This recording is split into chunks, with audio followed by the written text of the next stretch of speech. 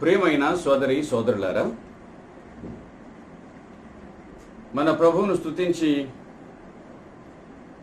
ఆరాధించి ఆయనను మనం ఘనపరిచి ఉన్నాం.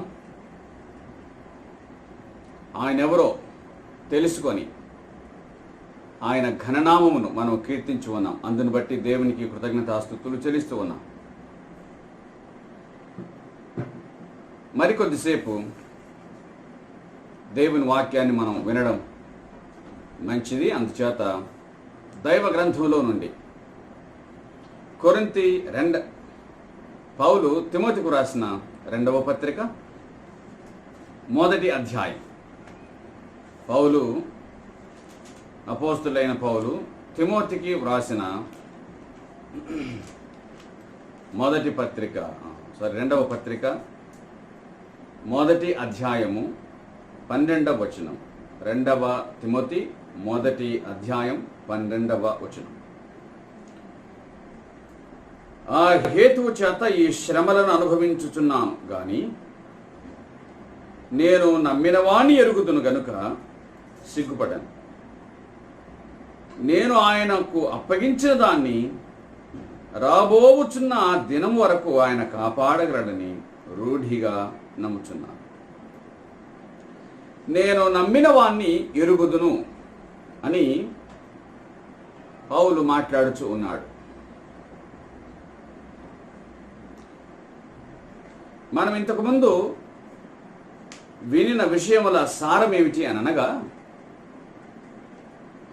మనం ఆయనను ఆరాధించాలి అంటే ఆయనను ఎరిగిన వారమై మనం ఆయనను ఆరాధించాలి. ఆయనను ఎరుగక మనం ఆయనను ఆరాధించలేం. అది సాధ్యమయ్యే పని కానే కాదు. ఆయనను గూర్చి తెలుసుకొనక మనం ఆయనను ఆరాధించలేం. అలాగే ఆయనను ఎరుగక మనం ఆయనతో కొనసాగలేం కూడా. పౌలు అన్నాడు, నేను నమ్మిన వాణిని ఎరుగుదును అన్నాడు. నేను నమ్మిన వాణ్ణి ఎరుగుదును అంటే ఆయన గుణాతిశయం ఏమిటో పౌలునకు బాగా తెలుసు. ఆయన వ్యక్తిత్వం ఏమిటో పౌలునకు బాగా తెలుసు. దేవుడు ఏమై ఉన్నాడో, తనకు దేవునికి మధ్య ఉన్న బంధం ఏమిటో ఆ సంగతి పౌలు బాగుగా ఎరిగినవాడు. గనుకనే నేను సిగ్గుపడను అన్నాడు. నేనెందుకు సిగ్గుపడను అనగా ఆయన నన్ను సిగ్గుపరచనీయడు. నేనెందుకు సిగ్గుపడను అనగా సిగ్గుపడవలసిన అవసరత నాకు లేదు. నేను సిగ్గుపరిచే దేవుని యందు విశ్వాసం ఉంచలేదు సుమా. నేను నమ్మిన వాణ్ణి ఎరుగుదును. ఆయన బలము నాకు తెలుసు, ఆయన సామర్థ్యం నాకు తెలుసు, ఆయన శ్రేష్టత నాకు తెలుసు. కనుక నేను నమ్మిన వాణ్ణి ఎరుగుదును అని ధైర్యంగా చెప్పగలుగుతూ ఉన్నాడు. ఇలాగున నమ్మిన వారు ఆయన ఏమై ఉన్నాడో ఆ సంగతిని గురించి వారు తెలియజేసినారు. ఆ విషయాలను మనము ఆలోచన చేద్దాం. రాజులు 2వ గ్రంథం 5వ అధ్యాయం 15వ వచనాన్ని మనం చదువుదాం. చిత్తగించుము, ఇశ్రాయేలులో ఉన్న దేవుడు తప్ప లోకమందంతటి యందును మరొక దేవుడు లేడని నేను ఎరుగుదును. ఆయనను ఎరిగిన వాని యొక్క మాట దృఢమైన మాట. లోకములో ఇశ్రాయేలులో ఉన్న దేవుడు తప్ప ఇంకెవడు లేడని నాకు తెలుసు. ఇది నేను మనఃపూర్వకంగా ఎరిగిన విషయం అన్నాడు. కారణం ఏమిటో ఆ సంగతులు మనం ఎరుగుదుము. జబ్బుతో వచ్చాడు, అతడు బాగుపడ్డాడు, తిరిగి వెళ్ళాడు, సంతోషించాడు. జబ్బుపడ్డ అతను వెంటనే ప్రవక్త దగ్గరికి వచ్చిన వాడు కాదు సుమా. తన ప్రయత్నాలు తాను చేశాడు. తన దేశంలో అనేక ప్రయత్నాలు చేసి ఉంటాడు, అనుమానమేమి లేదు. అలాగుననే తనకు తెలిసిన దేవతలను అతను ఆశ్రయించి ఉంటాడు. ఉపయోగం లేదు. అయితే ప్రవక్త దగ్గరికి రాగా అతడు గ్రహించిన గొప్ప సంగతి ఏమిటంటే, తాను బాగుపడిన తర్వాత ఇశ్రాయేలులో ఉన్న దేవుడే దేవుడు అని అన్నాడు. లోకమందంతట్లో కూడా ఆయనే దేవుడు అని సెలవిచ్చాడు. ఇప్పుడు నేను ఒక మాట చెప్పదలుచుకున్నాను. అదేమిటంటే, దేవుణ్ణి ఎరుగుట అనేటువంటిది ఎవరో ఒకరు మనకు పరిచయం చేయవలసిన అవసరం ఉంది.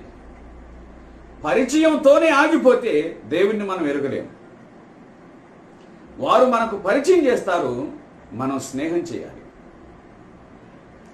వారు మనకు పరిచయం చేస్తారు, మనం దేవుని యందు కొనసాగాలి, లేక విశ్వాసమందు వృద్ధి చెందాలి. అలాగున మనం ఆయనతో నడిచే కొలది ఆయన ఎవరో, ఆయన ఏమై ఉన్నాడో ఆ సంగతిని మనం తెలుసుకొనగలుగుతాం. ఈయన మొదటి అనుభవం ఏమిటి అనగా, ఇశ్రాయేలులో ఉన్న దేవుడు తప్ప లోకమందంతటా మరొకడు లేడు అని సాక్ష్యమిస్తూ ఉన్నాడు. గనుక దేవునిని ఎరుగుట వ్యక్తిగతమైన విషయము. నీకు దేవునికి మధ్య ఉన్న సంబంధం, దీన్ని మరవవద్దని నేను మనవి చేయించు ఉన్నాను. అందుకే భక్తి జీవితంలో విశ్వాస పరిమాణం అంటూ ఒకటి ఉంటుంది. అందరి భక్తి ఒకటే కాదు, అందరి విశ్వాసం ఒకటే కాదు. వారి వారి విశ్వాస పరిమాణంలో తేడా మనకు కనిపిస్తూ ఉంది. ఇతని విశ్వాస పరిమాణం చాలా గొప్పది. ఎరిగాడు, అనుభవాన్ని కలిగి ఉన్నాడు. ఆయన తన జీవితంలో చేసిన కార్యముని ఇతడు ఎరిగినవాడు కాబట్టి ఆయన తప్ప ఇంకొకడు లేడు అని గ్రహించాడు. ఇక్కడ మనం ఇంకా జ్ఞాపకం చేసుకోవలసిన సంగతి ఏమిటంటే, ఇతడు ఒక క్రైస్తవ కుటుంబంలో పుట్టి పెరిగి దేవుణ్ణి ఎరిగినవాడు కాదు సుమా. ఇతడు ఒక అన్యజనుడుగా ఉండి దేవుణ్ణి ఎరిగినవాడు. ఆ నీళ్ళలోనే పుట్టి ఆ నీళ్ళలోనే ఈది ఆ నీళ్ళలోనే బ్రతికిన వాడైతే ఆయనను గురించి చెప్పే మాటలు వేరు. కానీ ఇతడు తన జీవితంలో ఆయనతో సంబంధం లేని వాడుగా ఉండి ఆయన కార్యాన్ని తన జీవితంలో అనుభవించి ఆ తర్వాత ఆయనను గురించి సాక్ష్యం ఇచ్చాడు. కీర్తనల గ్రంథం 135వ కీర్తన 5వ వచనాన్ని చూడగా అక్కడ కూడా మనకొక మాట కనిపిస్తూ ఉంది.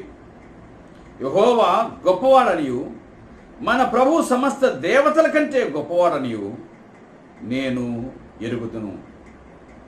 ఆయన గొప్పతనమును గురించి కీర్తనకారుడు మాట్లాడుతూ ఉన్నాడు. ఆయన గొప్పవాడు, సమస్త దేవతల కంటే గొప్పవాడు అని నేనెరుగుదును అని అన్నాడు. ఇది అనుభవపూర్వకమైన విషయం. ఎరుగుట, తెలుసుకొనుట ఎవరో చెబితే కాదు, ఎవరో పరిచయం చేసినంత మాత్రాన కాదు.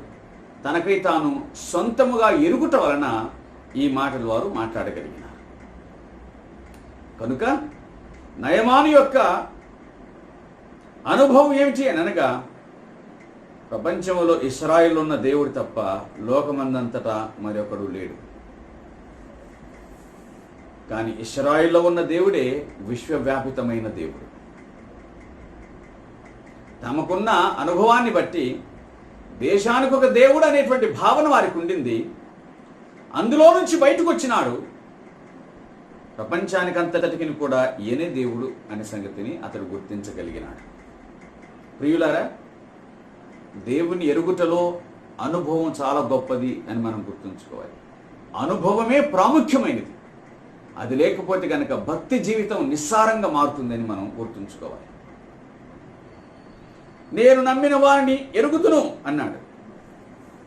నయమాను జీవితం, ఆయన నమ్మిన జీవితం, ఆయనను ఎరిగిన జీవితం, ఆయననే తుదమట్టుకు చేపట్టిన జీవితం. మంచిది. మరొక సంగతిని గురించి తెలుసుకోవాలి. నేను నమ్మిన వారిని ఎరుగుదును అని అన్నాడు మరొక వ్యక్తి. యోబు గ్రంథం 19వ అధ్యాయం 25వ వచనం. నా విమోచకుడు సజీవుడనియు తరువాత ఆయన భూమి మీద నిలుచుననియు నేను ఎరుగుదును. నా విమోచకుడు సజీవుడు, ఆయన భూమి మీద నిలుచునని నేను ఎరుగుదును అన్నాడు. నా విమోచకుడు సజీవుడు, అది నేను ఎరిగిన విషయం. ప్రియులారా, ఈయన మాట్లాడుతున్న మాటలు అర్థమవుతున్నాయి కదా. నా విమోచకుడు, నన్ను విడిపించినవాడు లేక నన్ను విడిపించువాడు, ఆయన సజీవుడు. అసలు తాను ఏ స్థితిలో ఉన్నాడు? యోబు అన్ని విషయాలలో పరీక్షించబడిన స్థితిలో ఉన్నాడు. మానవరీత్యా అన్ని ఆధారాలు, అన్ని ఆశలన్నీ ఆవిరైపోయిన స్థితిలో అతను మనకు కనిపిస్తాడు. సంపదను పోగొట్టుకున్నాడు, సంతానాన్ని పోగొట్టుకున్నాడు, సంబంధాలను పోగొట్టుకున్నాడు.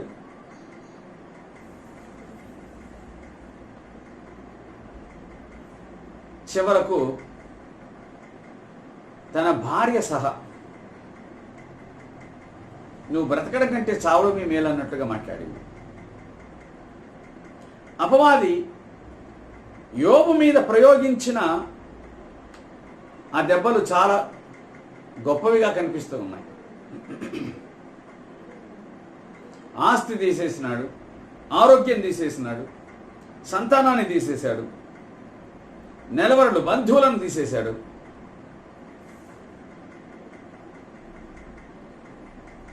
ఒకటేమిటి, స్నేహితులు దూరమయ్యారు, ఆధారాలన్నీ కొట్టివేయబడ్డాయి. తనకున్న ఏకైక దిక్కు ప్రస్తుతానికి దేవుడు మాత్రమే, తన విశ్వాసం మాత్రమే.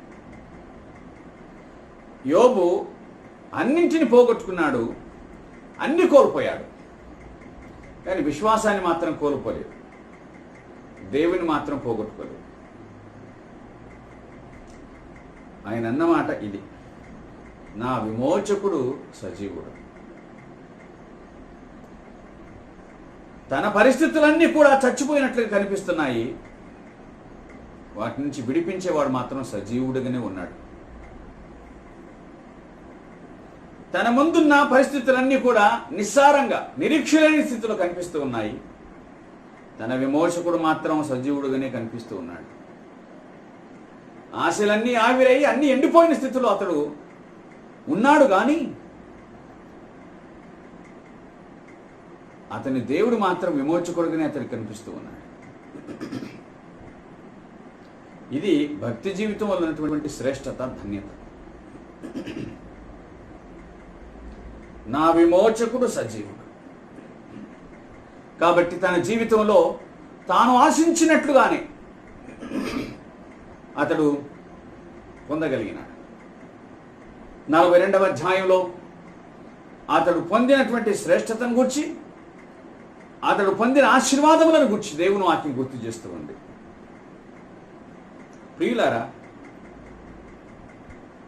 యోబు మొట్టమొదట దేవుని యందు భయభక్తులు కలిగిన వాడు అని దైవ గ్రంథం మనకు పరిచయం చేస్తూ ఉంది. తర్వాత తన ఆస్తిని గూర్చి చెబుతుంది, అతని సంపదను గూర్చి మనకు చెబుతుంది, అతని పిల్లలను గూర్చి మనకు చెబుతుంది. మొదట అతని భక్తి జీవితాన్ని గూర్చి దేవుని వాక్యం, రెండవ అతని కుటుంబాన్ని గూర్చి దేవుని వాక్యం మనకు తెలియజేస్తుంది, ఆఖరున అతని ఆస్తిని గూర్చి మనకు తెలియజేస్తూ ఉంది. అందుచేతనే అతడు తన జీవితంలో భక్తికి మొదటి స్థానం ఇచ్చాడు, దేవునికి ప్రాముఖ్యతనిచ్చాడు, దేవునికి మొదటి స్థానాన్ని ఇచ్చాడు. అందుకే దేవుడు కూడా అతనికి మొదటి స్థానాన్ని ఇచ్చాడు. అతని తరములో అతని వంటి వాడెవడు ఆ దేశ జనులలో, ప్రపంచంలో మరొకడు లేడు. దేవుడు అంత భాగ్యాన్ని అతనికి అనుగ్రహించి ఉన్నాడు. అతడు తనకేదో ఆస్తి కలిగినందున దేవుని నమ్మినవాడు కాదు, ఆరోగ్యం కలిగినందున దేవుని నమ్మినవాడు కాదు, అన్నీ కలిగినందున దేవుని నమ్మినవాడు కాదు, అనుకున్నవన్నీ జరిగినందున దేవుని నమ్మినవాడు కాదు, ఆశించినవన్నీ కలిసి వచ్చినందున దేవుని నమ్మినవాడు కానే కాదు. ఆ సంగతి మనకు బాగా అర్థమవుతుంది. సంతానం చనిపోయినా, సంపద పోయినా అతడు పలికిన మాట మనం ఎరుగుతాం, యెహోవా ఇచ్చును యెహోవా తీసుకుని, యెహోవా నామమునకే స్తుతి కలుగునుగాక అని అన్నాడు. అది అతని భక్తి జీవితం. నేను నా తల్లి గర్భంలోంచి ఒంటరిగా వచ్చాను, ఒంటరిగా వెళ్తాను, నాకన్నీ ఇచ్చినవి, నా కలిగినవన్నీ కూడా దేవుడు ఇచ్చినవే, ఎందుకంటే నేనేమి తీసుకొని రాలేదు, నేనేమి తీసుకొని పోలేను. ఈ భూమి మీద నాకు కలిగినవన్నీ కూడా దేవుడు ఇచ్చినవే. అవి దేవుడు ఇచ్చినవే కనుక అయితే దేవుడు తీసుకోవడానికి కూడా ఆయనకు హక్కు ఉంది. దేవుడు ఇచ్చిన వాటిని దేవుడు తీసుకుంటాడు, అంతే. ఇది యోబు మనకు నేర్పించేటువంటి పాఠం తన జీవితంలో. నమ్మాడా దేవుణ్ణి? నమ్మాడు. ఏమని నమ్మాడు? ఆయన సజీవుడని నమ్మాడు. సంతానం చచ్చిపోయినా వారిని ఇచ్చిన దేవుడు మాత్రం సజీవుడు అని నమ్మాడు. తనకున్నవన్నీ పోయినా వాటిని ఇచ్చిన దేవుడు మాత్రం సజీవుడు అని నమ్మాడు. అంటే దాని అర్థం ఏంటి? మరలా ఆయన ఇవ్వగలుగుతాడు అని. చచ్చిపోయిన వాడైతే తాను చచ్చిపోయేవాడు. మీరు గుర్తుంచుకోవాలి, విశ్వాసుల జీవితంలో నిరాశ అన్నటువంటిది పనికిరాదు. విశ్వాసుల జీవితంలో ఆశకు ముగింపు ఉండకూడదు. అంటే నా ఉద్దేశం నిరీక్షణకు ముగింపు ఉండకూడదు అని. ఇంకేముంది, అయిపోయింది, మేము బతకడం దండగా అని అనటానికి వీల్లేదు. ఎందుకంటే మనము నమ్మినవాడు ఇంకా బతికే ఉన్నాడు. మనల్ని బతికించేవాడు బతికి ఉన్నాడు. మనల్ని బతికించడానికి బతికి ఉన్నాడు. ప్రియులారా, మన విమోచకుడు సజీవుడు. ఇది మనం అర్థం చేసుకుంటే మన జీవితంలో అన్ని సమస్యలకు పరిష్కారం దొరికినట్లే లెక్క. మన విమోచకుడు సజీవుడు. బైబిల్ గ్రంథం మనకు కథలు చెప్పి సంతోషింపజేసేది కాదు. మనల్ని చిన్నపిల్లలుగానే భావించి మనకేదో ఊహాతీతమైనటువంటి సంగతులను బోధించి లేక తెలియజేసి మనలను మరో ప్రపంచంలో విహరింపజేసేది కానే కాదు. మనలను వాస్తవంలోనికి తీసుకొని వచ్చి దేవుని మీద మన మనోనేత్రములను వికసింపజేసేదిగా కనిపించినది దేవుని వాక్యం. నా విమోచకుడు సజీవుడు. మనుషులందరి దృష్టికి యోబు మీద ఆశ చచ్చిపోయింది, అతడు బాగుపడతాడు అని. అందుకే అందరూ దూరం అయ్యారు. స్నేహితులు, నెలవరులు, బంధువులు, తోబుట్టువులు అందరూ దూరం అయ్యారు. ఒక సందర్భంలో నా ఊపిరి నా భార్యకు అసహ్యమాయను అని అన్నాడు. భార్య కూడా మానసికంగా దూరం అయింది. కానీ తాను మాత్రం దేవునికి దూరం కాలేదు. ఆయన అన్నమాట ఇదే,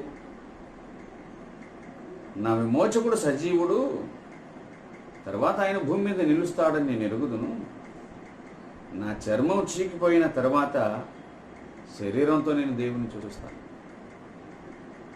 నేను బ్రతికి ఉండగా ఆయన వస్తాడని, నేను ఆయనను చూస్తానని నా నిరీక్షణ. ఒకవేళ చనిపోతే అప్పుడైనా నేను ఆయనను చూస్తాను. నా నిరీక్షణ ఒక్కటే, నేను నా ఆస్తిని చూస్తాను, నేను నా పిల్లలను చూస్తాను. దీనికంటే మించి నా నిరీక్షణ, నేను ప్రభువును చూస్తాను. ఆయనను చూస్తే అన్ని చూసినట్లే లెక్క. అందుచేత భక్తుల జీవితాలు మనకు ఒక గొప్ప ఆదర్శంగా, మాదిరికరంగా ఉన్నాయి. నా విమోచకుడు సజీవుడు, నేను ఆయనను చూస్తాను. శరీరం ఉంటే ఈ కళ్ళతో చూస్తాను, శరీరం లేకపోతే లేకుండానే ఆయనను చూస్తాను. నేను తేడా ఏమి లేదు. భూమి మీదకి వస్తే శరీరంతో చూస్తాను, ఒకవేళ నేనే భూమి మీద నుంచి వెళ్ళిపోతే శరీరం లేకుండా ఆయన నేను చూస్తాను. ఇదే తేడా. నేను నమ్మిన వాడిని ఎరుగుదును. అదేమిటంటే ఆయన సజీవుడు, ఆయన సజీవుడు. ఈ అనుభవం మనదిగా కూడా ఉండునుగాక. ఎందుకంటే అన్యాయస్తులకు సజీవుడు కాదు ఆయన, న్యాయస్తులకు సజీవుడు. అన్యాయస్తులకు కూడా సజీవుడే, కానీ ఏ విషయంలోనో అది తర్వాత చెప్తాను. నేను నమ్మిన వాడిని ఎరుగుదును, నాకు తెలుసు ఆయన సంగతి ఏమిటో. ఆయన మరలా నన్ను జ్ఞాపకం చేసుకుంటాడు అనే నిరీక్షణ కలిగి యోబు మాట్లాడాడు. తర్వాతి మాటను చూద్దాం.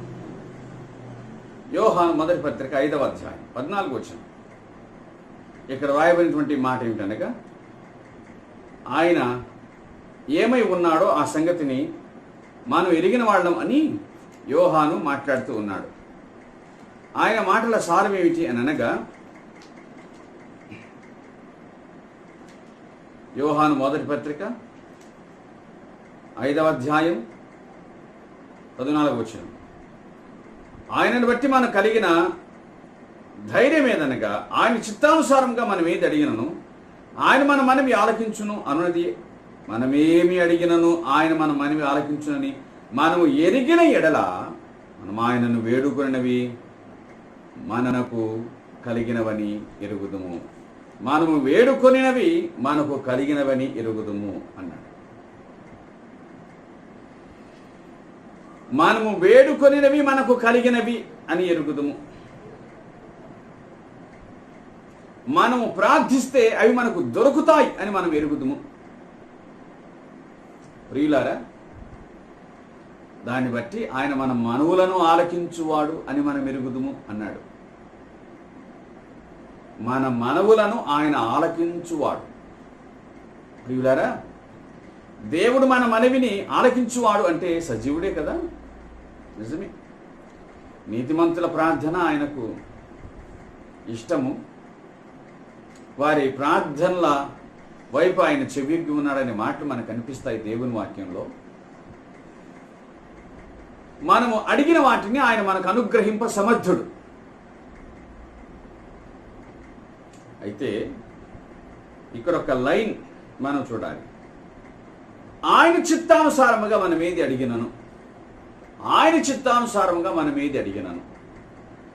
అడుగుట అనేది ఉంది, కానీ ఆయన చిత్తానుసారముగా అడుగుట. ఆయన చిత్తానుసారముగా మనం అడిగితే అది ఆయన మనకు అనుగ్రహిస్తాడు. అంటే మనం అడుగునది ఆయన చిత్తములో ఉండాలి, లేక ఆయన చిత్తానుసారముగా మనం అడగాలి. ఆయన చిత్తానుసారముగా మనం అడగాలి.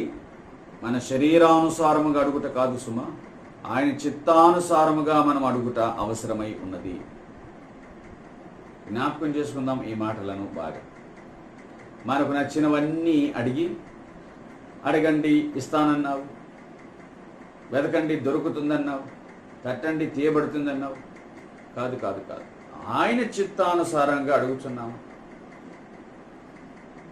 ప్రతి జీవి కోరికను నెరవేర్చువాడు. ఈ మాటలు కాదు, ఆయన చిత్తానుసారముగా అడుగుచూ ఉన్నాము. విశ్వసించిన వారందరూ ఆయన చిత్తంలోనికి వెళ్ళిపోవాలి. తమ మోసలో నుండి ఆయన మోసలోనికి దిగాలి. తమ చిత్తం తమ మనస్సును విసర్జించి ఆయన మనస్సు ఆయన చిత్తాన్ని ధరించాలి. అప్పుడు మనం ఏది అడిగినా, ఆయన చిత్తానుసారముగా మనం ఏది అడిగినా ఆయన మన మనవిని ఆలకించును. ఆయన చిత్తానుసారముగా మనం ఏది అడిగినా ఆయన మన మనవిని ఆలకించును. ఆయన చిత్తానుసారంగా మనం ఏది అడిగినా ఆయన మన మనవిని ఆలకించును. ఇది దేవుని గ్రంథం మనకు సెలవిచ్చే మాట. కాబట్టి లోకమందు ఆయన నెరిగిన వాడు ఎప్పుడే గాని తన స్వార్థం కోసం దేవుణ్ణి అడగడు. తన అవసరం కోసం అడుగుతాడు, తన స్వార్థం కోసం అడగడు. తన అవసరం కోసం అడుగుతాడు, తన ఆడంబరం కోసం అడగడు. తన చిత్తం కోసం అడగడు, దేవుని చిత్తం కోసం అడుగుతాడు. ప్రభు నేర్పిన మాదిరిలో మనకు ఇదే కదా కనిపించేది. తండ్రి నీ చిత్తమే సిద్ధించునుగాక, నా చిత్తం కాదు, నీ చిత్తమే సిద్ధించునుగాక. గనుక ప్రియులారా, సోదరి సోదరులారా, మనము ఎరగవలసిన సంగతి ఏమిటంటే ఆయన మన మనవిని ఆలకించువాడు. మన ప్రార్థన ఆయనకు ఆనందకరంగా ఉండాలి. మన ప్రార్థన యథార్థంగా ఉండాలి. మన ప్రార్థన ఆయన వినగలిగినట్లుగా ఉండాలి. దాని అర్థం ఏంటనగా మన జీవితం అంతా కూడా ఆయనకు ఇష్టకరంగా ఉండాలి. మన జీవితం ఎప్పుడు ఆయనకి ఇష్టంగా ఉంటుందో మన ప్రార్థన కూడా ఆయనకి ఇష్టంగా ఉంటుంది. అప్పుడు మనం మన స్వార్థం కోసం కాదు, ఆయన చిత్తానుసారంగా అడుగుతాం. ఎప్పుడైతే మనం ఆయన చిత్తానుసారంగా అడుగుతామో వాటన్నిటిని కూడా ఆయన మనకు అనుగ్రహిస్తాడు. ఇది దేవుని వాక్యం సెలవిచ్చే మాట. తర్వాతి మాటలు విందాం. హెబ్రీ పత్రిక 10వ అధ్యాయం 30వ వచనంలో వ్రాయబడిన మాటను నేను మీ కొరకు చదువుతూ ఉన్నాను. పగ తీర్చుట నా పని, నేనే ప్రతిఫలమిచ్చునని, మరియు ప్రభు తన ప్రజలకు తీర్పు తీర్చును అని చెప్పిన వానిని ఎరుగుదుము కదా. జీవము గల దేవుని చేతిలో పడుట బహు భయంకరము. జీవము గల దేవుని చేతిలో పడుట భయంకరం. మనం ఎరుగుదుము. ఎవరిని? తన ప్రజలకు తీర్పు తీర్చును అని చెప్పిన వారిని ఎరుగుదుము కదా. తీర్పు తీర్చువానిని మనం ఎరుగుదుము కదా.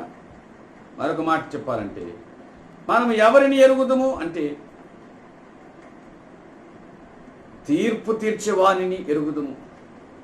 మన ప్రభు మనను తీర్పు తీర్చేవాడు.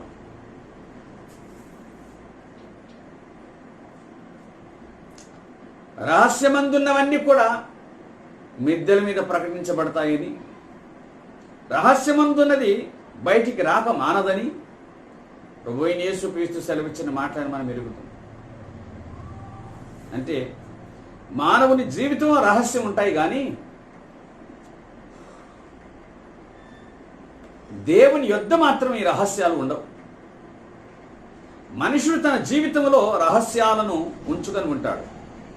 దేవుని దగ్గర ఆ రహస్యాలు పని చేయవు అనే విషయం మనకు స్పష్టంగా అర్థమవుతుంది. అంటే ప్రియులారా, సోదరి సోదరులారా, దైవ గ్రంథంలో మనకు కనిపించుతున్నటువంటి ఈ దేవుడు మనలను తీర్పు తీర్చే దేవుడు అనే విషయం దేవుని వాక్యం మనకు జ్ఞాపకం చేస్తూ ఉంది. ఆయన మనలను తీర్పు తీర్చువాడు. ఏ విధంగా తీర్పు తీర్చువాడు? ఏ విషయంలో తీర్పు తీర్చువాడు? చూడండి, హెబ్రీ పత్రిక 10వ అధ్యాయంలో మనం చదివిన మాట 31వ వచనం, జీవము గల దేవుడు అని చెప్పబడింది. ఆయన జీవము కలిగిన వాడు. మన తండ్రి బ్రతికి ఉండగా మనం ఆయనకు భయపడటం సాధ్యం. తండ్రి చనిపోయిన తర్వాత కూడా తండ్రికి భయపడేవారు ఎవరు ఉండరు. అసలు చనిపోయేవానికి భయపడేవారు ఎవరు? బ్రతికి ఉండగానే భయపడట్లేదు. అయితే ఈయన మాత్రం జీవము గల దేవుడు. జీవము గల దేవుడు. ఆయన చేతిలో పడుట భయంకరం. ఆయన తప్పనిసరిగా శిక్షిస్తాడు అనేటువంటి విషయం దేవుని వాక్యం మనకు స్పష్టం చేస్తుంది, జ్ఞాపకం చేస్తుంది. మర్చిపోకుండా ఈ మాటలను మన మనస్సులో ఉంచుకుందాం. ఎన్నోసార్లు దేవుని వాక్యం ఈ సంగతిని, అనగా ప్రభువైన యేసుక్రీస్తు ఆయన మనకు తీర్పు తీరుస్తాడు అనే విషయాన్ని గురించి దేవుని వాక్యం మనకు గుర్తు చేస్తూ ఉంది. చూడండి, అపోస్తల కార్యముల గ్రంథము 17వ అధ్యాయం 31వ వచనం, తాను నియమించిన మనుషుని చేత నీతిని అనుసరించి భూలోకమునకు తీర్పు తీర్చబోయేడు ఒక దినమును ఆయన నిర్ణయించి ఉన్నాడు. భూలోకమునకు తీర్పు తీర్చబోయే దినం ఒకటి ఉన్నది అని తీర్పును గుర్చిన ఒక మాటను దేవుని వాక్యం సెలవిస్తూ ఉంది. కొరింథీ 2వ పత్రిక 5వ అధ్యాయం 10వ వచనంలో, మనమందరము కూడా క్రీస్తు న్యాయపీఠం ఎదుట ప్రత్యక్షమవుతాం.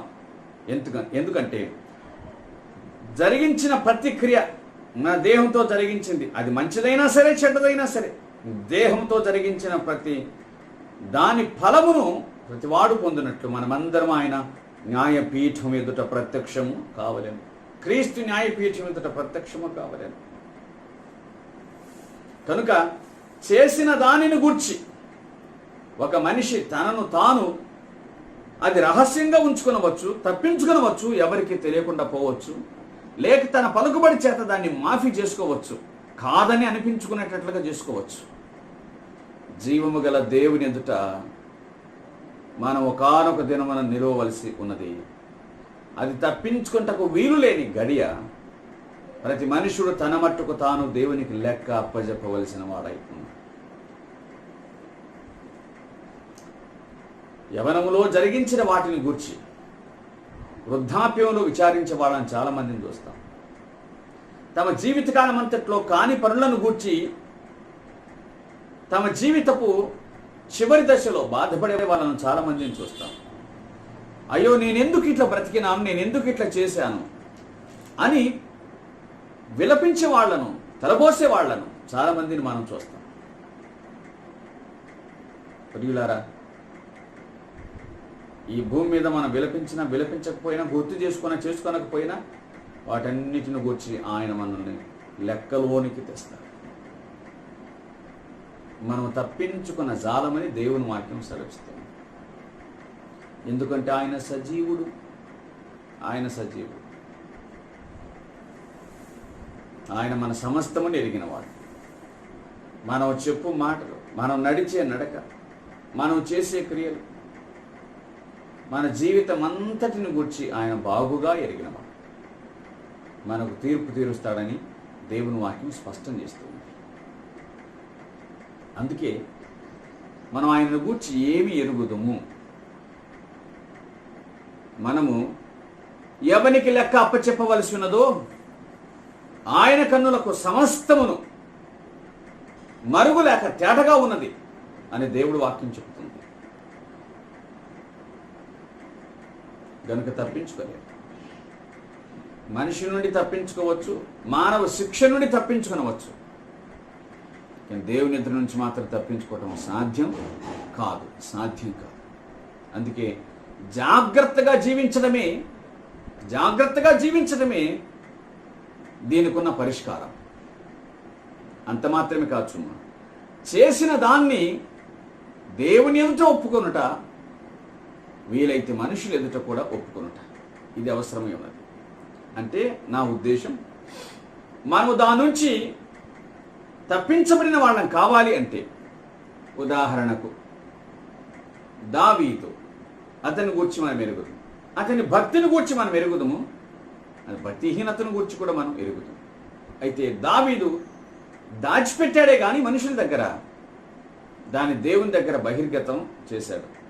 అంటే దేవుడే అతన్ని కదిలించగా ఆ సంగతిని అతడు ఒప్పుకున్నాడు. సరికదా? ఇప్పుడు దావీదుకు మాత్రమే కాదు, ప్రపంచంలో ఉన్న ప్రతి ఒక్కరికి తెలిసిన సంగతి ఏమిటంటే దావీదు చేసిన తప్పిదం. ఇప్పుడు దావీదు ఈ విషయంలో దాచిపెట్టుకున్న వాడేం కాదు. కాబట్టి అతని గురించి నిందించి అతని గురించి తప్పుగా ఆలోచించాల్సిన అవసరమేమీ లేదు. ఎందుకంటే దావీదు చేసింది అందరికీ తెలుసు, దేవుడే కాదు అందరికీ తెలిసినటువంటి విషయం. కనుక ప్రియులారా, మన జీవితములను ఇక్కడ పరిశుద్ధంగా బ్రతుకుచున్నట్టుగా కనిపించి మన జీవితాల్లో దేవుని చేతిలో గనక పెడితే అది భయంకరమైనది. ఇక్కడ భక్తుల వలె జీవిస్తూ దేవుని చేతిలో పడితే అది భయంకరమైన విషయం. ఇక్కడ ఎలాగుంటామో అక్కడ కూడా అట్లాగే ఉండినట్లుగా మన జీవితాన్ని భద్రం చేసుకోవాలని, అట్టి యథార్థమైన జీవితాన్ని జీవించాలని దేవుని వాక్యం మనకు జ్ఞాపకం చేస్తూ ఉంది. నేను నమ్మిన వారిని ఎరుగుదును అని అన్నాడు. 3-4 విషయాలను మనం జ్ఞాపకం చేసుకున్నాం. నయమాను ఎరిగిన సంగతి, ఇశ్రాయేల్లో ఉన్న దేవుడే దేవుడు, ప్రపంచంలో ఇంకొకరు లేరు. యోబు ఎరిగిన సంగతి, నా విమోచకుడు సజీవుడు, ఆయన తప్పనిసరిగా నన్ను జ్ఞాపకం చేసుకుంటాడు. యోహాను చెప్పిన సంగతి, మన మనవిని ఆయన ఆలకిస్తాడు, మన ప్రార్థనలను ఆయన ఆలకిస్తాడు. పౌలు చెప్పిన మాట, ఆయన న్యాయాధిపతి, తప్పనిసరిగా తీర్పు తీరుస్తాడు. తిమోతికి పౌలు వ్రాసిన 2వ పత్రిక 1:12లో నేను నమ్మిన వాణ్ణి ఎరుగుదును అని అన్నాడు. ఆయన ఎవరిని నమ్మాడో ఆయనని ఎరిగినవాడు. ఇలాగునా చెప్పుకుందాం, నువ్వు నమ్మిన వాడిని గూర్చి నీవేమి ఎరుగుదువు? నువ్వు నమ్మిన వాడిని గూర్చి నీకు తెలిసిన సంగతి ఏమిటి? ప్రభువును గూర్చి చాలా గొప్ప మాటలు రాశాడు పౌలు. హెబ్రీ పత్రికలోనే కొన్ని సంగతులు, 7వ అధ్యాయం 26వ వచనం, పవిత్రుడు నిర్దోషి నిష్కల్మషుడు, పాపులలో చేరక ప్రత్యేకముగా ఉన్నవాడు. పవిత్రుడు, నిర్దోషి, నిష్కల్మషుడు అనే సంగతులను రాశాడు. నేను నమ్మిన వాడిని ఎరుగుదు, ఆయన పరిశుద్ధుడు, ఆయనను గూర్చి నేను ఎరుగుదు, నిష్కల్మషుడు, ఆయనను గూర్చి నేను ఎరుగుదు. అంత మాత్రమే కాదు, నేనెట్టివాడను అనగా ఆ సంగతి నేను ఎరుగుదు. నేను యోగ్యుడను కాను, కానీ ఆయన నన్ను ఏర్పాటు చేసుకున్నాడు, నన్ను ప్రకటించువానిగా చేశాడు, నన్ను అపోస్తులుగా బోధకునిగా ఆయన నియమించాడు. శ్రమలను అనుభవించుతూ ఉన్నాను, అయితే నేను ఆయనను ఎరుగుతాను. నేను నమ్మిన వాడిని ఎరుగుదును గనుక నేను సిగ్గుపడను అని ఆయన అన్నాడు. నమ్మిన వాణిని ఎరిగినవాడా, సిగ్గుపడనివాడా? ఆహా, అయితే తాను నమ్మిన దేవుడు ఎంత శ్రేష్టమైన వాడో ఆ సంగతిని గూర్చి పౌలు మాట్లాడుతున్నాడు. నా జీవితంలో వెనక్కి తిరిగి చూసుకోవాల్సిన అవసరం నాకు లేదు, వెనక్కి తిరగాల్సిన అవసరం అంతకంటే లేదు. నేను నమ్మిన వాడిని ఎరుగుదును గనక నా అంచనాల కంటే మించి ఆయన నన్ను నడిపిస్తాడు. నేను నమ్మిన వాడిని ఎరుగుదును గనక నా నిస్సహాయతలో ఆయన నాకు సహాయుడు. నేను నమ్మిన వాడిని ఎరుగుదును గనక నా నిరాశలో ఆయన నా నిరీక్షణ. నేను నమ్మిన వాడిని ఎరుగుదును గనక నా వ్యాధిలో ఆయన నా బలం. నేను నమ్మిన వాడిని ఎరుగుదును గనక నేను ఎప్పుడు బలహీనుడను అప్పుడే బలవంతుడను. నేను నమ్మిన వాడిని ఎరుగుదును కాబట్టి సంతోషంగా ఈ బంధకములను శ్రమలను నేను అనుభవించుకున్నాను. నేను నమ్మిన వారిని ఎరుగుదును, నేనెన్నడూ సిగ్గుపడను, ఆయన నన్ను సిగ్గుపరచనీయడు, సిగ్గుపడనీయడు. ఆయన నన్ను కాపాడగలిగిన సమర్థుడు. ఇది పౌలు యొక్క జీవితం. నేను నమ్మిన వాణ్ణి నేను ఎరుగుదును అని మాట్లాడుతున్నాడు. ప్రియులారా, సోదరి సోదరులారా, మనము నమ్మిన వారిని ఏమని ఎరుగుదును? పౌలు అనేక సంగతులను వ్రాశాడు, ఆ సంగతులను ప్రకటించినాడు. ఎందుకనగా తాను ఎరిగినవాడు కాబట్టి వ్రాశాడు, ప్రకటించాడు. మనం ఆయనను గురించి చెప్పాలంటే ఆయనను గురించి ఎరుగుటకు గాను మనకు దేవుని గ్రంథం, అలాగే ఆయనను గురించి ఎరుగుటకు గాను ఆయనతో వ్యక్తిగత సంబంధం, ఆయనతో అనుదిన బాంధవ్యం, ఇవి మనకు అవసరమై ఉన్నాయని దేవుని వాక్యం మనకు జ్ఞాపకం చేస్తుంది.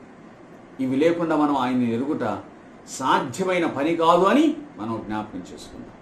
నేను నమ్మిన వారిని ఎరుగుదును కనుక నేను సిగ్గుపడ. మనం ఎరిగి ఆయనను ఆరాధించాలి, మనం ఎరిగి ఆయన కోసం మనం బ్రతకాలి. నేను నమ్మిన వారిని ఎరుగుదును గనక ఈ హేతువు చేత శ్రమలను అనుభవించుతున్నాను అన్నాడు. ఆ శ్రమలను తనను ఎంతమాత్రం ఏమి చేయవని అతడు ఎరిగినాడు కదా. ఆ శ్రమలకు తను తాను అప్పగించుకున్నాడు, శ్రమలను అనుభవించినాడు, శ్రమలకు ఆహుతి అయ్యాడు. నమ్మిన వాడిని ఎరిగినవాడు కాబట్టి, నమ్మిన వాడిని ఎరిగినవాడు కాబట్టి ఈ లోక సంబంధమైనవి తనను ఏవి చేయవు, చేయజాలవు అనే విషయాన్ని అతడు బాగా గ్రహించాడు. తాను నమ్మిన వాడిని ఎరిగాడు కాబట్టి ఆయన కొరకు తన ప్రాణమును అప్పగించాడు. ఎందుకంటే ఇక మీదట నేను జీవించే జీవితము నా కోసం కాదు, నా కోసం ప్రాణం పెట్టి తిరిగి లేచిన వాని కొరకు నేను జీవించుతున్నాను అని అన్నాడు. నా మట్టుకైతే నేను ఎప్పుడో చచ్చిపోయాను. గలతీ పత్రిక 2:20లో ఆయన చెప్పిన మాటను ఎరుగుతుంది. నేను ఎప్పుడో చనిపోయాను, ఇక మీదట జీవించు జీవితం నాది కాదు, నా కోసం ప్రాణం పెట్టి తిరిగి లేచిన యేసుక్రీస్తు కొరకు నేను జీవించుతూ ఉన్నాను అన్నాడు. ఇంత శ్రేష్టమైన జీవితాన్ని జీవించడానికి ఆ ప్రియప్రభువే కారకుడు అయ్యాడు. నేను నమ్మిన వారిని ఎరుగుదును కాబట్టి అన్నాడు. అలాగే జీవించాడు. శ్రమలు కలిగిన రాజీపడని జీవితం, సుఖము లేకుండా బతికిన రాజీపడని జీవితం, అవమానాలు ఎదుర్కొన్న రాజీపడని జీవితం, కొరడా దెబ్బలను సహించిన రాజీపడని జీవితం, శ్రమల యందు కృంగిపోక శ్రమల యందు సంతోషించిన జీవితం, ఆ శ్రమలను అనుభవించడానికి నియమించబడిన వారమని ఆనందించిన జీవితం. మా ప్రభు మా కోసం అనుభవించినవి చూడగా మేము ఆయన కోసం అనుభవించేవి చాలా తక్కువ అని గ్రహించిన జీవితం. ప్రియులారా, సోదరి సోదరులారా, ఆయన కోసం ఏమైనా ఇవ్వాలి అంటే ఈ భూమి మీద భౌతికమైనవేవి పనికిరావు. ఆయన కోసం ఇవ్వాలి అంటే ఆయనకు అత్యధికముగా ఇవ్వగలిగింది ఇంకా ప్రాణం కంటే మించింది ఏమి లేదని, అంతకంటే ఆయనకు మించి ఏమి ఇవ్వజాలం అనే భావం చేత ప్రభు కొరకై ప్రాణాన్ని అర్పించినారు. ప్రభు కోసం చనిపోవడానికి సిద్ధపడ్డాడు పౌలు. నా కోసం బంధకములు, శ్రమలు ఇటుపోయిన అవే కాచుకొని ఉన్నాయని పరిశుద్ధాత్ముడు నాకు ప్రతి పట్టణంలో సాక్ష్యమిస్తూ ఉన్నాడు ఆయన అన్నాడు. తాను విశ్వసించిన ప్రియరక్షకుని కొరకు తన ప్రాణముని అప్పగించాడు. తను రక్షించిన ప్రభు కొరకు, తను నడిపించిన ప్రభు కొరకు తన ప్రాణముని అప్పగించి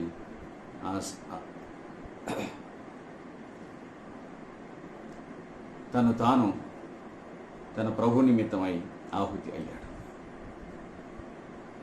చరిత్ర చెప్పే సాక్ష్యం మనం ఎరుగుదుము. అతడు గొడ్డలి చేత నరకబడ్డాడు అని నాటి శిక్ష ప్రకారంగా. అందుకు తిమోతికి వ్రాస్తూ ఈ 2వ పత్రికను, ఆఖరి పత్రికను ఆయన అన్నాడు, నేను నమ్మిన వాణ్ణి నేను ఎరుగుదును అన్నాడు. నేను వెడలిపోవు కాలం సమీపమై ఉన్నది. నేను నమ్మిన వాణ్ణి ఎరుగుదును, నేను నమ్మిన వాని దగ్గరికి నేను వెళ్ళొచ్చున్నాను.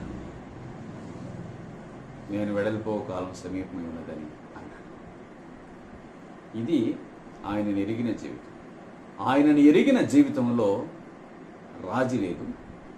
ఆయనను ఎరిగిన జీవితంలో అసహనం లేదు. ఆయన ఎరిగిన జీవితంలో ఓటమి లేదు. ఆయన ఎరిగిన జీవితంలో నిరాశ లేదు. ఆయన ఎరిగిన జీవితం ఇతరులకు సాక్షిగా కనిపించే జీవితం అని దేవుని వాక్యం మనకు జ్ఞాపకం చేస్తుంది. మంచిది. ఇటువంటి జీవితాన్ని జీవించాలని దేవుని గ్రంథం మనకు సెలవిస్తుంది. దేవుని దాసులు మాదిరిని చూపించారు. ఎందుకంటే మించిన శ్రేష్టమైనది మనకు లేదు. మనం ఎరుగుదుము, ఏదో ఒక దినమందు లోకాన్ని విడిచిపెట్టవలసిన వారమే కదా. మన కోసం జీవించే జీవితం మన వెంట రాదని, ప్రభు కోసం జీవించే జీవితమే మన వెంట వస్తుందని మనం ఎరిగిన వాళ్ళం, బాగుగా ఎరగవలసిన వాళ్ళం. లోకంలో ఉన్నాము, కుటుంబం, బాంధవ్యాలు ఉన్నాయి. వాటిని విస్మరించలేము. ఎవడైనా తన స్వకీయులను సంరక్షించని ఎడల వాడు అవిశ్వాసి కంటే చెడ్డవాడనే మాట సర్వసంగ పరిత్యాగి మనకు చెప్తున్నాడు. కాబట్టి బాధ్యతలు ఉన్నాయి. అయితే బాధ్యతలే సర్వస్వం కాదు. మనకు జీవమిచ్చి, రక్షణనిచ్చి, మనల్ని నడిపించి, కాపాడి, మన జీవితాన్ని ఫలప్రదం చేయగలిగిన వాడు ఒకడున్నాడు. ఆయన కోసం బ్రతకకపోతే దేనికోసం బ్రతికినా ఆ బ్రతుకునకు విలువ లేదు కదా, సార్థకత లేదు కదా. కాబట్టి ప్రభు కోసం మనం బ్రతుక బద్ధులం అని మనం గుర్తించుకున్నాం. నేను నమ్మిన వాణిని నేను ఎరుగుతాను, నేను నమ్మిన వాణ్ణి నేను ఎరుగుతాను. భక్తులందరూ ఎరిగారు, అనుభవపూర్వకంగా తెలుసుకున్నారు. అది ఎరుగుటంటే అనుభవపూర్వకంగా తెలుసుకున్నారు. అలా ఒక ప్రభువును మనము కూడా ఎరిగిన వారమై, అనుభవపూర్వకంగా తెలుసుకున్న వారమై ఆయనతో అడుగులో అడుగు వేద్దాం. ఆయనతో సహవాసం చేద్దాం. ఆయనను గూర్చి వ్యక్తిగతంగా తెలుసుకుందాం. అట్టి భాగ్యమును, కృపను ప్రభు మనకు అనుగ్రహించి మన విశ్వాస జీవితమును ఆయన నడిపించునుగాక. ఆమేన్. ప్రార్థన చేద్దాం. సర్వకృపానిధియు, మిక్కిలి కనికరమును, అత్యంత దయ జాలి కలిగిన మా పరలోకపు తండ్రి, ఘనమైన మీ నామమునకు కృతజ్ఞతాస్తుతులు చెల్లిస్తూ ఉన్నాం. మనుషులమైన మా జీవితం ఏపాటిది? మేమింతలో కనిపించి అంతలో మాయమైపోయే నీటి ఆవిరితో సమానం అనే విషయాన్ని జ్ఞాపకం చేసుకుని చెప్తున్నాం. మా జీవితాన్ని మీరు కనికరించి మమ్మల్ని జ్ఞాపకం చేసుకుని మాకు అనుగ్రహించిన ఈ సమయాన్ని బట్టి కృతజ్ఞతాస్తుతులు చెల్లిస్తున్నాం. ఈ దాసుల జీవితాల ద్వారా మేము ఎరిగిన సంగతుల కొరకు మీకు స్తోత్రం. నేను నమ్మిన వానిని ఎరుగుదును అని వ్రాయబడిన మాట కొరకు మీకు స్తోత్రం. తాను నమ్మినవాడు ప్రపంచంలో అద్వితీయుడైన దేవుడని, అట్టివాడు మరొకడు లేడని సాక్ష్యం ఇచ్చిన నయమాను జ్ఞాపకం చేసుకుంటున్నాను. ఇట్టి ఒప్పుదల కలిగిన వారమై మేము జీవించుటకు సహాయం చేయండి. అంతేకాదు, మేము నమ్మినవాడు సజీవుడు అని యోబు ద్వారా గ్రహించినట్లు మా ప్రతి శ్రమలోను ఇరుకు ఇబ్బందులోను మా సజీవునిగా మిమ్మల్ని జ్ఞాపకం చేసుకొని సాగుటకు సహాయం చేయండి. ప్రతి నిరాశను నిరీక్షణగా మార్చమని మా ప్రార్థన.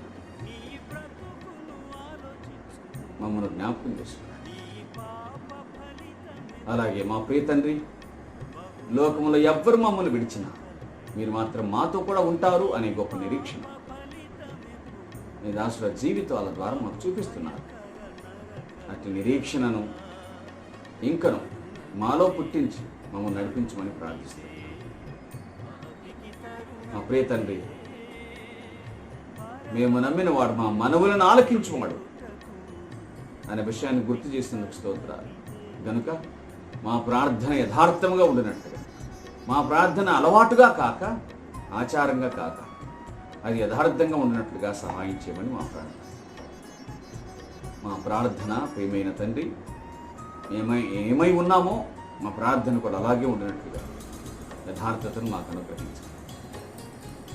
అలాగే మేము నమ్మినవాడు, మేము ఎరిగినవాడు, ఆయన తీర్పు తీర్చేవాడు, ఆయన న్యాయాధిపతి అనే సంగతిని గ్రహించిన వారమే మేము జాగ్రత్తగా జీవించడానికి సహాయం చేయండి.